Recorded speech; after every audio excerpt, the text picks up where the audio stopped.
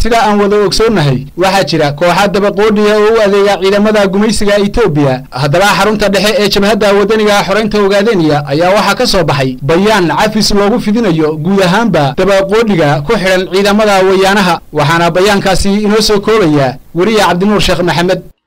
wareegta cafis oo ay soo saartay xarunta dhexe ee jabhadda wadaniga xoreynta Ogaadeniya 30 bishii May ee inaga tagtay ayay cafis ugu fidisay dhammaanba maleeshiyaadka Hawaarin iyo dabaqoodhiga haddii ay ka waantoobaan u adeegidda danaha gumaysiga Itoobiya wareegtadan oo ku eg muddo bil ah laga soo bilaabo 30 bishii May ilaa 30 bishan lixaad ee aynu ku jirro ayay xarunta dhexe ee jabhadda wadaniga xoreynta Ogaadeniya ugu talagashay in ay ka faa'iideystaan maleeshiyaadkaasi uu gumaysigu khalday ee laga soo ururiyay deegaanada kala duwan ee Ogaadeniya waxayna wareegtadaasi cafis u qorayd sida tan iyo markii ay xukuumadda wayaanuhu dagaalka iyo cadaadiska ku bilowday dadka rayidka ee Ogaadeniya isla markaasina ay jabhadda wadaniga xoreynta Ogaadeniya horseedka u noqotay dagaalka hubaysan ee gobonimo doonka waxay ciidamada wayaanuhu bilaabeen tabagumaysi oo ay ku abuurayaan kooxo dabaqoodhiya oo ay si qasab ah deegaanada kala duwan ee Ogaadeniya uga soo ururiyaan arrintaas oo ujeedooyinka ay salka ku hayso ay ka mid yihiin in ay garwadeen u noqdaan askartooda ku guul daraysatay dagaalka ay iskaga hor imanayaan ciidamada xoreynta Ogaadeniya iyo inay dhaaraan u noqdaan ciidamada gumaysiga ee loomooyaanka inay shacbiga Soomaalida Ogaadeniya ee geesiga iyo ciidanka wadaniga xoreynta Ogaadeniya ka dhex abuuraan isku dhacyo iyo nacayb si ay u wiiqaan iskaashiga iyo midnimada lamaloodiyaanka ee shacbiga iyo jabhadda wadaniga xoreynta Ogaadeniya ka dhaxaysa iyo inuu hanaqaadka iyo dhalinta Ogaadeniya ku wiiqo dagaalka xaqdarrada ah ee uu ku abaabulayo isla markaasina uu gacmahooda ku gumaado dadkii ay ka dhasheen si dadku isu naco amaba loo waayo jiilkii berrito dadkooda anfici lahaa jabhadda wadaniga xoreynta Ogaadeniya waxa ay in badan soo fashilisay shirqoolla caynkaas ah oo uu gumaysigu siyaabo kala duwan u abaabulay iyadoo jabhadda wadaniga xoreynta Ogaadeniya isticmaalaysa dhaqanka wanaagsan iyo siyaasad dabacsan oo ay dadkeeda iyo dhalinyarada ku fahamsiinayso inay iskaga hadhaan oo aysan ku dagmin dhagarta uu cadowgoodu u qoolayo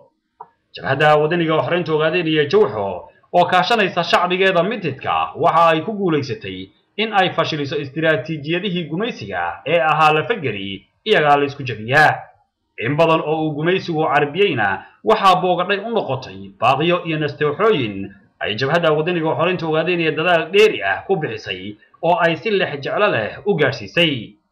haddaba ciidamada wayaanuhu markii ay quus gaareen waxa ay miciin badeen in ay soo ururiyaan dhalinyaradii danyarta ahayd ama darbijiifkii iyagoo adeegsanaya kuwa af Soomaaliga ku hadla oo horay daba dhilifnimo loogu carbiyay si ay shaqooyinka noocan ah adeega uga noqdaan kadib markii uu cadowgu dhalinyaradaasi ka dhigay kooxda Hawaarinta loo yaqaano iyo kuwa kale oo uu magacyo kala duwan ula baxay waxa uu ka dagaalgeliyay furintii colaadda ee ciidamada wayaanuhu fooda gelin waayeen jabhadda wadaniga xoreynta Ogaadeniya jawxo markii ay gacan walaalnimo ku hakin weyday dhalinyaradaasi la soo khalday waxa ay marsiisay xanuunkii iyo halaagii uu wayaanuhu ku jabay iyadoo mahaysatadaasi dhimasho burbur iyo furasho xad dhaaf ah loo geystay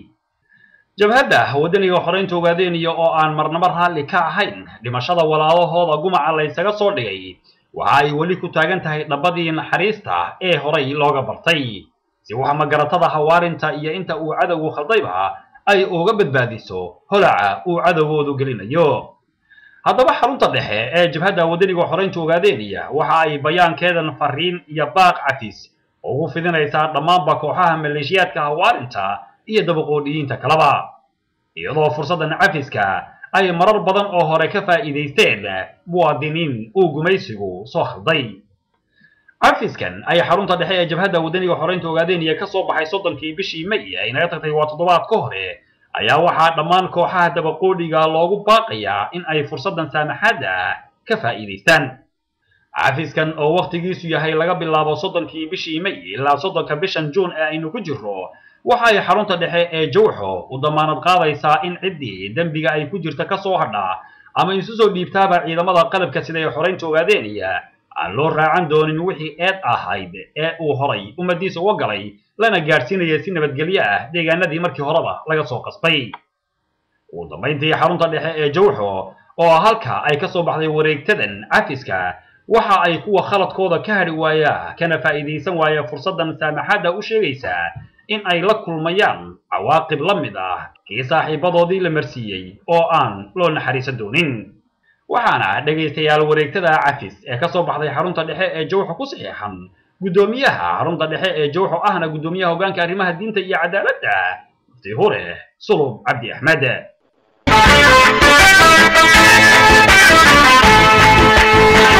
xukuumadda wayaanaha iyo ciidankada arxanka daran ayaa sii laba jibaaray cunaqabatayntii iyo xayiraadii horay u saaray guud ahaan gobollada waddanka Ogaadeniya waxayna xayiraadani keentay hayaan hor leh oo dad badani ay kaga soo baxsanayaan dhibaatada ka soo cusboonaatay guud ahaan gobollada waddanka Ogaadeniya waxaana waraysi kala yeelanay arrimahaasi oday ka mid ah waxgaradka bulshada Ogaadeniya oo ku sugan xerada qaxootiga ee Ifo iyo wiil dhalinyaro ah oo isaga oo dhaawac yimid xerada Ifo su'aashii ugu horeysay ee aan weydiinay wiilka ayaa ahayd bal inuu noo sheego halka uu ka yimid waxaan ka imaaday aniga goor ka soo baxay afdheer waay goormaad ka timid afdheer muddo yar baan noo hadda xageed ku sugan tahay Ifo bal waxaad nooga sheekaysaa dhibaatadii kugu kaliftay in aad ka timaado dalkaagii hooyo meesha horta aniga dhaawac bay keenay xabad baa igu taalla wayaanadaan igu dhifatay waxaan la igu jiray aniga waxaanan shaqada ku lahayn oonan kaba warqabin oonan leen ku lahayn baa aniga yaal dhaawac igu soo gaaray dadka nin taageeray iyo ninaan taageerinba dhib badan iyo rafaad badan iyo dhibaataa meesha ku jirta raqabataa ka jirta adduunyada caalamku shaale wuxuu uga jeedaa wuxuu la arkiyahay xariihan alisaana waa untan kale marka sida weeye aniga codka waxay keenay xabad bay ugu dhacday xabadiina dadkiis kaga soo bixin karo haddii aan tago aniga oo nadiif ku kala waxaan ka dhigay meesha marka waxay keenay karwaan iyo dhibaato iyo caqabado iyo dhib iyo rafaad bay keenaan waxaad wax nooga sheegtaa guud ahaan gobolka afdheer xaaladiisa markii kuugu dambeysay ee aad ka soo baxday afdheer hadda golaha waxaa laga dhacaa hata nabadgelyo ka jirta wax nabadoo ka jirtana male caqabad ka badan iyo dhibaato oo ninkii la shaqaynayay ayaga iyo ninkii kaleeto aan midna hadda qiimayn ku kala lahayn wey wajixino iyo dhibaato iyo rafaad iyo xarig adagana dhibkaasaa ka jira meesha maalmahan u dambeeyay waxaa waddan ka jira cunaqabateyn ay ciidamada wayaanuhu kusoo rogeen arrintaasi saamayn intee laeg bay ku yeelatay gobolka afdheer saamayn badan bay ku yeelatay afdheer hadda waxba kama jiro magac male qiimayn male horumar male weji male dhibaatadaasaa ka jirta afdheer adiga dhaawacu see kuu soo gaadhay yaase kugu dhuftay